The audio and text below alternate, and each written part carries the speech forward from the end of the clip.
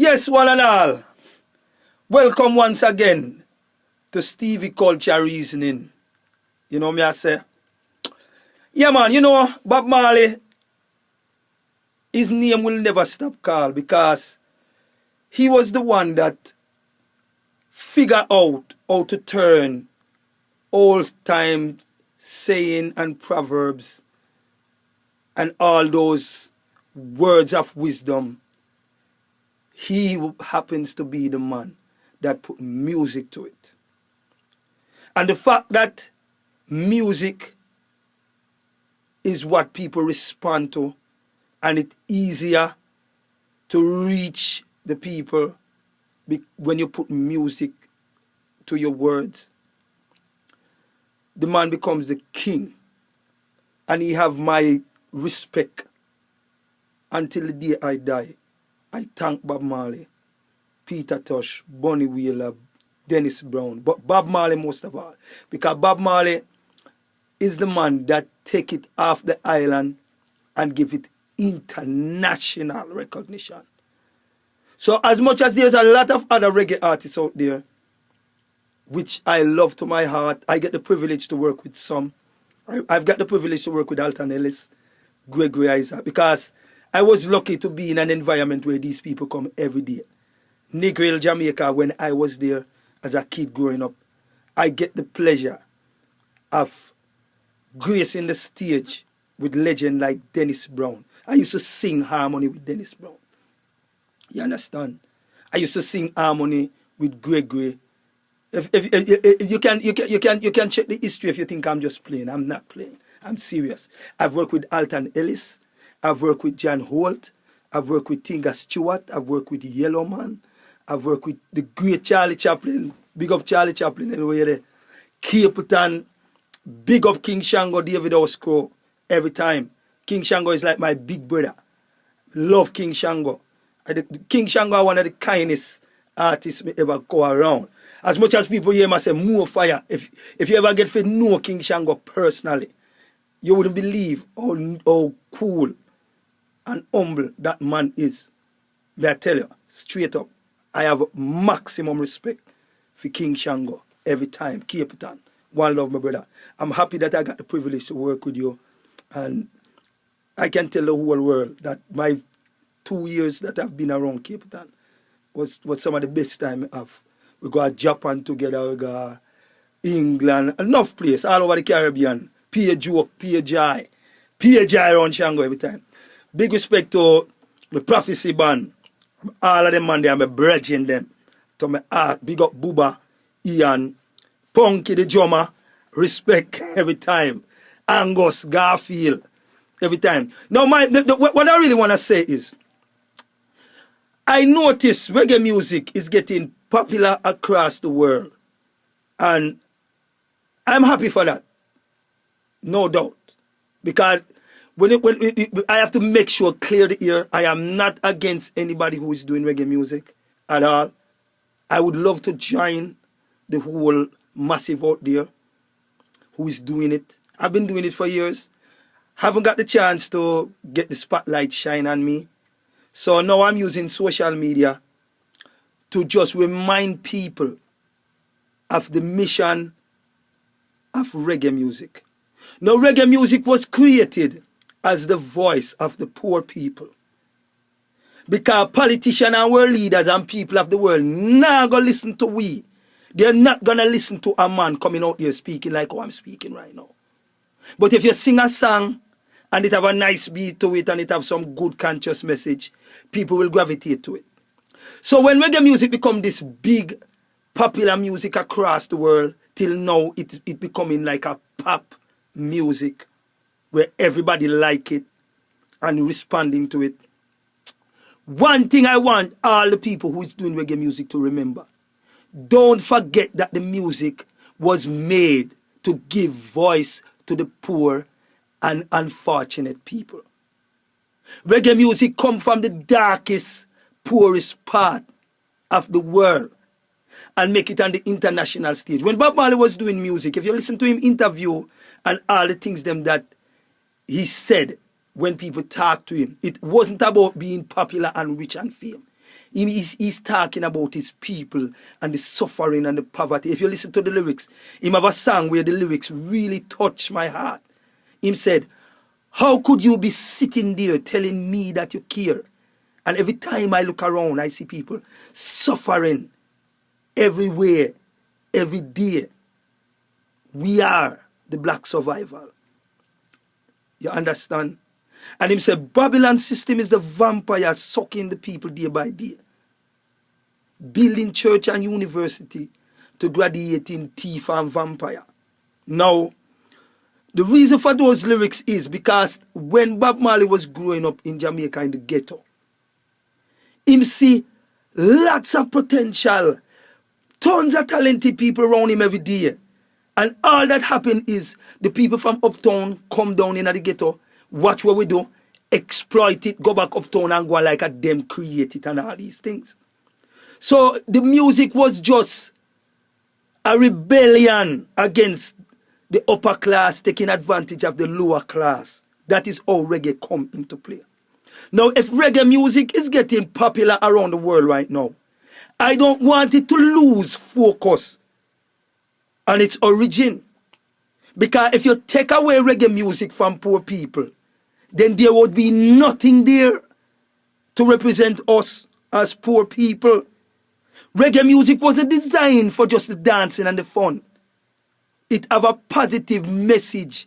It was there to expose and shed a light on the corruption and the exploitation and the advantage of the poor.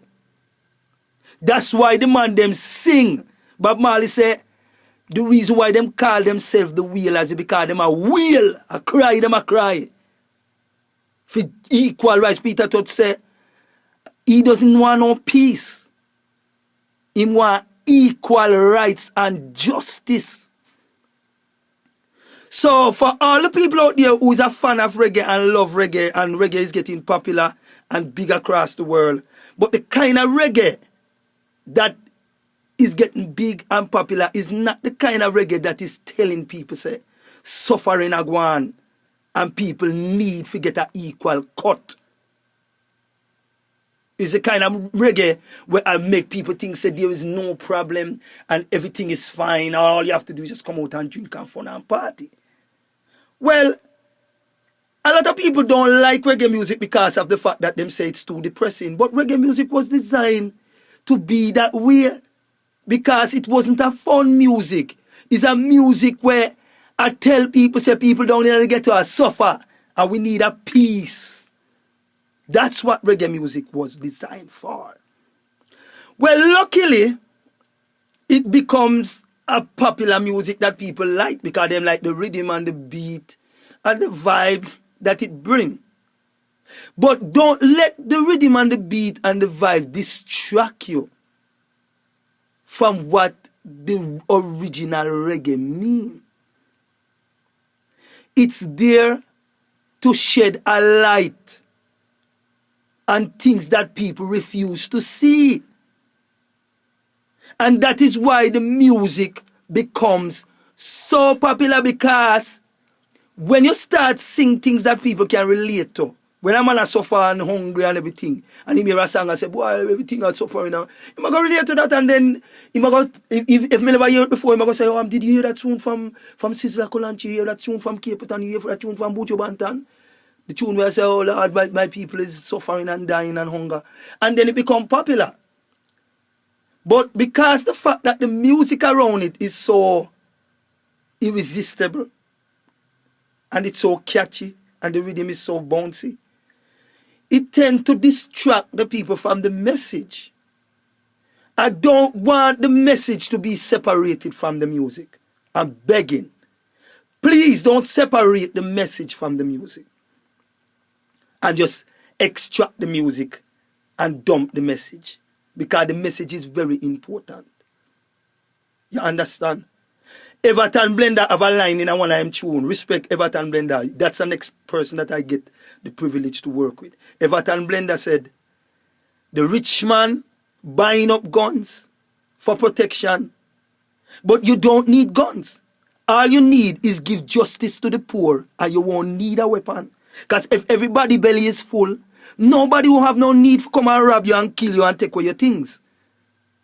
People only do these things because of desperation, poverty, starvation and hunger cause people to do things that is imaginary, unimaginable, I should say. You see a man look peaceful and nice, and next thing you know, you hear him gone to prison. And you say, boy, I never even know say them man they would have do them things like that.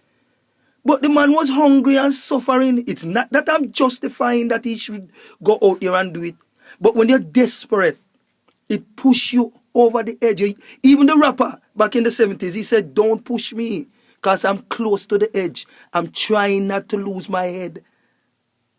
It's like a jungle sometimes. It make me wonder what keep me from going under. These are things that people must take into consideration. Music is there to shed a light on the happenings that's happening down at the bottom. If you make the people down at the bottom all right, then you wouldn't have to worry and hide and lock up yourself and employ a bunch of security to protect you. Bob Marley could have go in the ghetto up to the day when he left this earth. To this day, you can go straight down into Strange Town anywhere down there and just mention Bob Marley and everybody knows say you're good. Because he never left his people behind. Bob Marley never leaving people. Bob Marley stick with him people. Bob Marley move out of Trench Town and go up in the hills, and him carry the ghetto up there with him. P. Rastaman up in the biggest. Bob Marley house is a couple block away from the King's house in Jamaica.